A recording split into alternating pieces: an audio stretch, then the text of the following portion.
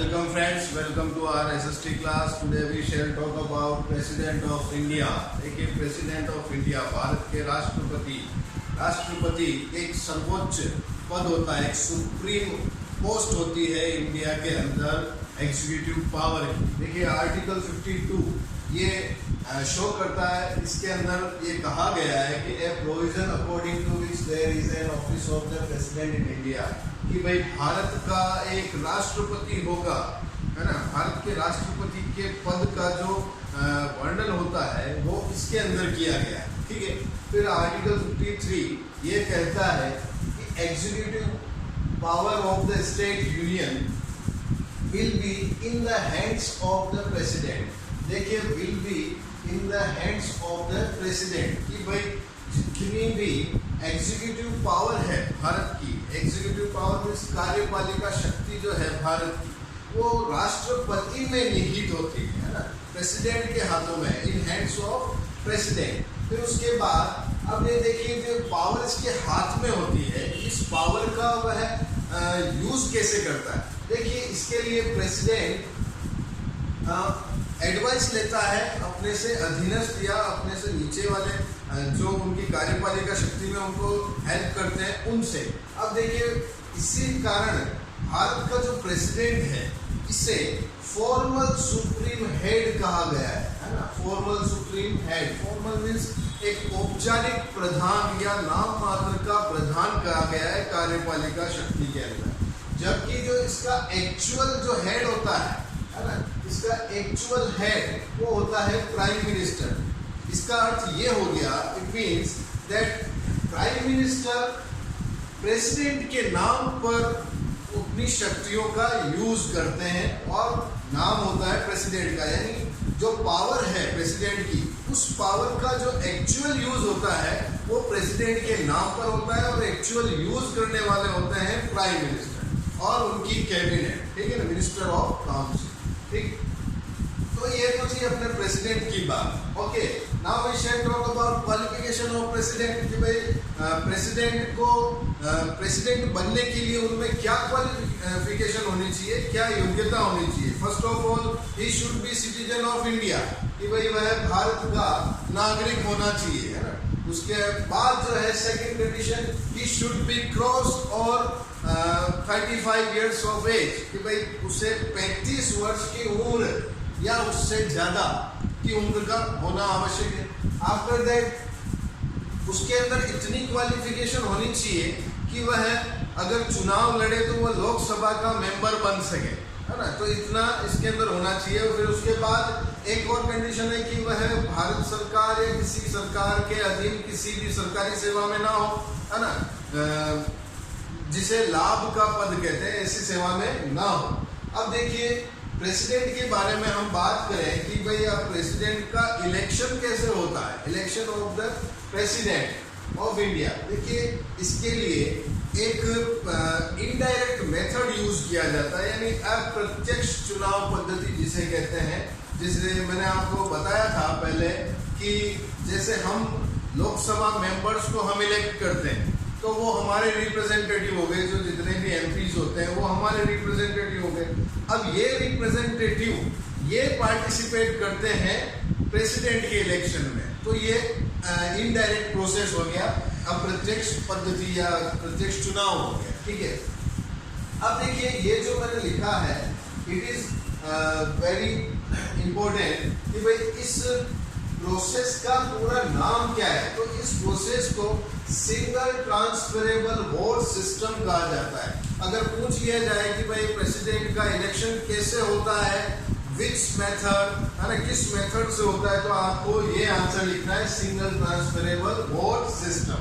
Okay, अब देखिए अब जो इनका इनडायरेक्ट इलेक्शन जो होता है प्रेसिडेंट का, उन इनडायरेक्ट इलेक्शन के अंदर कौन कौन से मेंबर्स पार्टिसिपेट करते हैं या कौन कौन से मेंबर्स इनके चुनाव में भाग लेते हैं। देखिए सबसे पहली बात कि जो इलेक्टेड मेंबर्स होते हैं लोकसभा और राज्यसभा के, लोकसभा और राज्यसभा के जो इलेक्टेड मेंबर्स होते हैं, यानी निर्वाचित प्रतिनिधि जो होते हैं, निर्वाचित सदस्य जो होते हैं, यानी जिनको चुना जाता है इस चीज का ध्यान रखिएगा आप। Elected members, it is very important, elected members of Lok Sabha and Rajya Sabha, ये प्रेसिडेंट के इलेक्शन में भाग लेते हैं। आफ्टर दैट जितने भी राज्य और जो यूनियन टेरिटरीज है वहाँ के भी इलेक्टेड मेंबर्स है ना, वहाँ के भी उन लेजिस्लेटिव जो है मतलब विधानसभाओं के भी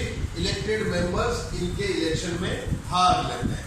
अब यहाँ देखिए मैंने बार बार ये वर्ड यूज किया है इलेक्टेड, आपको इलेक्टेड यूज लेना है, नॉट नॉमिनेटेड नहीं लेना है।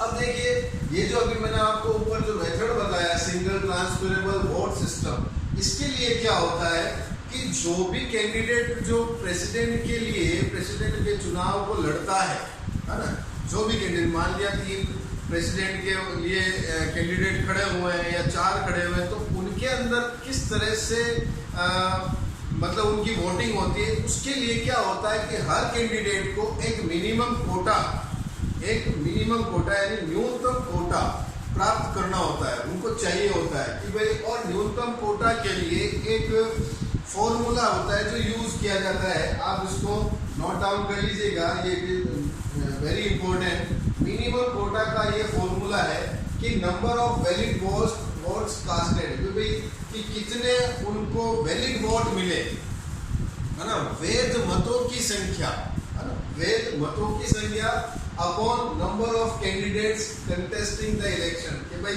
और कितने व्यक्ति चुनाव लड़ रहे हैं, है ना। भाई सबसे पहले तो वैध मतों की संख्या, उसमें फिर हम भाग लेते हैं number of candidate contesting the election, कि भाई निर्वाचित होने वाले प्रतिनिधियों की संख्या, फिर उसके अंदर भाग दे दिया जाता है 1 का 1।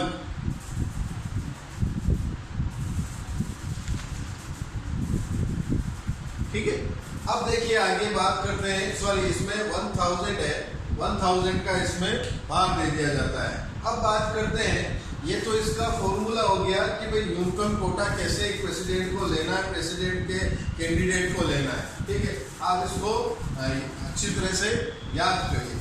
अब देखिए नेक्स्ट हम बात करें procedure of removal from office, कि भाई अब जब राष्ट्रपति का चुनाव हो गया, ऐसा तो नहीं है कि राष्ट्रपति से कोई गलती नहीं होती है या राष्ट्रपति ने कुछ ऐसा काम नहीं किया कि उसे हटाना मुश्किल हो जाए, तो उसके लिए भी एक संविधान के अंदर एक प्रोसीजर किया गया है, कॉन्स्टिट्यूशन के अंदर प्रोसीजर किया गया कि उसको कैसे हटाया जाए। वैसे तो कॉन्स्टिट्यूशन के अंदर ये शो किया गया है, ये बताया गया है कि जो प्रेसिडेंट है उसका जो टाइम पीरियड होता है वो 5 इयर्स का होता है, 5 वर्ष के लिए वो चुने जाते हैं।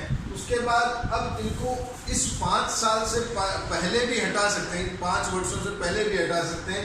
उसके लिए एक प्रोसीजर होता है जिसका जो वर्णन किया गया है, उसको डिस्क्राइब किया गया है आर्टिकल 61 के अंदर, और इस प्रोसीजर का नाम होता है इम्पीचमेंट,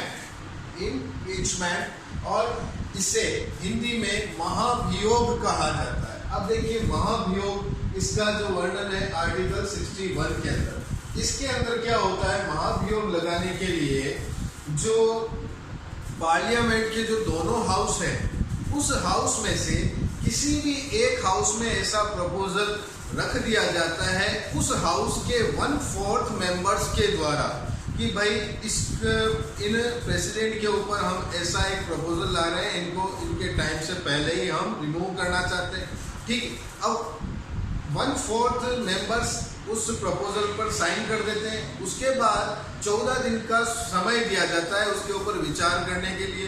फिर जब उस हाउस के अंदर वो प्रपोजल पास हो जाता है, आफ्टर दैट वो प्रपोजल जाता है दूसरे हाउस में, है ना, सेकेंड हाउस में, और वहां भी जब ये प्रपोजल पास कर दिया जाता है इसी तरह से, तब इस प्रपोजल के लिए दोनों सदनों के जो 2/3 मेंबर्स होते हैं उनके साइन से इस प्रपोजल को पास हुआ मान लिया जाता है, और आफ्टर दैट ये प्रेसिडेंट को उनके समय से पहले रिमूव किया जा सकता है। देखिए ये प्रोसीजर एक बड़ा टिपिकल प्रोसेस है और बड़ा ही टफ है, इसलिए ये प्रोसीजर आज तक तो नहीं आया है और सभी राष्ट्रपति ने अपनी तरफ से पूरा संविधान का पालन किया है, उसे माना है। ठीक है, तो ये तो इम्पीचमेंट वाला आर्टिकल 61। ठीक, powers and function. Now we shall talk about powers and function of the president of India. देखिए, ये दो तरह की पावर होती है इनके पास, first normal and second emergency. देखिए, ये सामान्यकालीन शक्तियां और आपातकालीन शक्तियां जिसे हम कह सकते हैं। फर्स्ट नॉर्मल की हम बात करें, देखिए एग्जीक्यूटिव और एडमिनिस्ट्रेटिव पावर। देखिए, कार्यपालिका शक्ति, जैसे मैंने आपको कहा था ऊपर आर्टिकल 53 के अंदर कि जितनी भी जो एग्जीक्यूटिव पावर है स्टेट यूनियन की, वह सारी इसके अंदर निहित होती है, प्रेसिडेंट के हाथों में होती है। ठीक है, और उसके नाम से फिर प्राइम मिनिस्टर और cabinet minister, minister of council उसका यूज करते हैं। अब देखिए, अब इसके अंदर क्या है, appointment and removal of important officer. राष्ट्रपति के हाथों में ये शक्ति होती है कि वो इंपॉर्टेंट ऑफिसर्स को वो अपॉइंट करते हैं और उनको उनके समय से पहले भी वो उनको रिमूव कर सकते हैं। इसके लिए देखिए ये होता है कि जैसे प्राइम मिनिस्टर को नियुक्त किया जाता है, ठीक है, और प्राइम मिनिस्टर की एडवाइस से प्रेसिडेंट उनके कैबिनेट मिनिस्टर्स को अपॉइंट करते हैं, है ना, और उनकी काउंसिल ऑफ मिनिस्टर को अपॉइंट करते हैं, उन्हें शपथ दिलाते हैं और उनके जो डिपार्टमेंट होते हैं वो उनको डिस्ट्रीब्यूट करते हैं एडवाइस ऑफ प्राइम मिनिस्टर, यानी प्राइम मिनिस्टर की सलाह से। ठीक है, तो ये इनकी पावर। उसके बाद power associated with functioning of the government. ये देखिए, सरकार के कामकाज में शासन संचालन संबंधी शक्ति,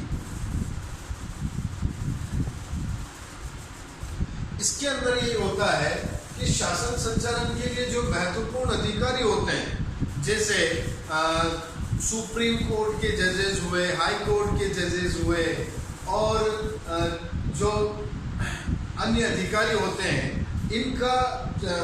इनको भी ये चुनते हैं, अपॉइंट करते हैं। ठीक है, उसके बाद जब बात करें फॉरेन पावर्स की, भाई विदेशिक शक्ति क्या होती है, इनकी वैदेशिक पावर की बात करें, फॉरेन पावर्स की, भाई विदेशों के अंदर जो रिप्रेजेंटेटिव जाते हैं, जो एम्बेसडर होते हैं, उनका अपॉइंटमेंट भी राष्ट्रपति करते हैं, प्रेसिडेंट करते हैं, और उनको रिमूव भी प्रेसिडेंट करते हैं। क्योंकि देखिए, वो जो रिप्रेजेंटेटिव जाते हैं वो पूरे भारत का रिप्रेजेंटेशन करते हैं, प्रेसिडेंट का रिप्रेजेंटेशन करते हैं, तो उनका जो अपॉइंटमेंट होता है वो भी इनका होता है, और जो विदेशों से जो रिलेशनशिप मेंटेन होती है वो भी इनके नाम से ही होती है, प्रेसिडेंट के नाम से। ठीक है, अब बात करें मिलिट्री पावर्स। देखिए, मिलिट्री पावर्स के लिए कहा गया है कि जितनी भी भारत की सेनाएं हैं, है ना, मिलिट्री पावर्स के अंदर कि भारत की जो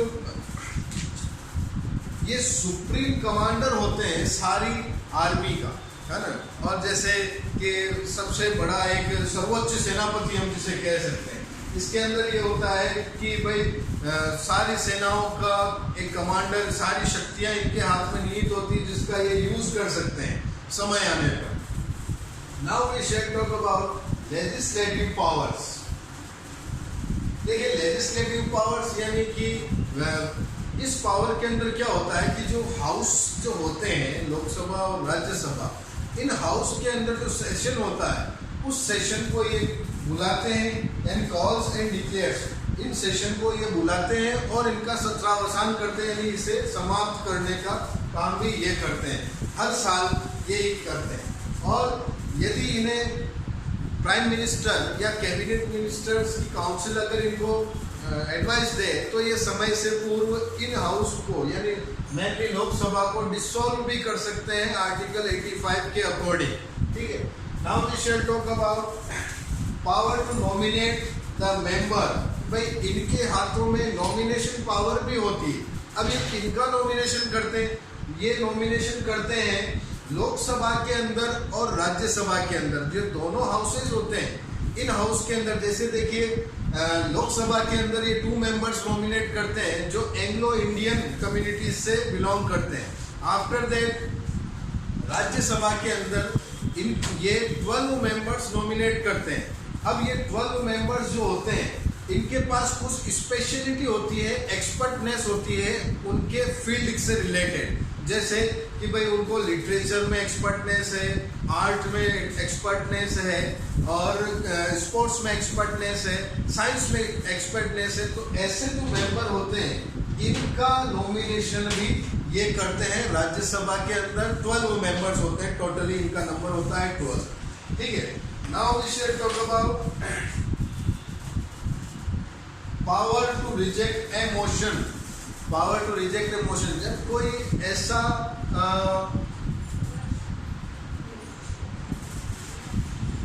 विधेयक या ऐसा कोई बिल इनके सामने रखा जाता है तो ये क्या करते हैं, उनको या तो उनको साइन करने से वो मना कर सकते हैं या उनको एक्सेप्ट कर सकते हैं या अपने किसी एडवाइस से, सजेशन से उसको वापस हाउस में लौटा सकते हैं। ये भी इनके हाथों में होता है। अब देखिए ये उस मोशन को एक्सेप्ट कर सकते हैं और रिजेक्ट कर सकते हैं। अब देखिए power to issue ordinance. Ordinance means अध्यादेश। अध्यादेश की जब बात करें ऑर्डिनेंस की, जब हाउस इन प्रोग्रेस नहीं होता, यानी प्रोग्रेस में नहीं होता या हाउस चल नहीं रहा होता है, तो उस कंडीशन के अंदर प्रेसिडेंट के पास ये पावर होती है कि आर्टिकल 123 के अकॉर्डिंग कि भाई वह एक ऐसा ऑर्डिनेंस पास कर दे जो काम का हो या जो कार्य कर सके, अगर आवश्यकता है, अगर नीड है उस टाइम। और ऑर्डिनेंस एक कानून, यानी इनके हस्ताक्षर के बाद, उनके साइन के बाद ये एक लॉ बन जाता है। ठीक, फिर इसको जब हाउस इन प्रोग्रेस होते हैं तो उस ऑर्डिनेंस को पास करना या न पास करना ये हाउस के ऊपर डिपेंड होता है। ठीक है, तो ये इनके पास कुछ पावर होती है। अब देखिए फाइनेंशियल पावर की बात करें।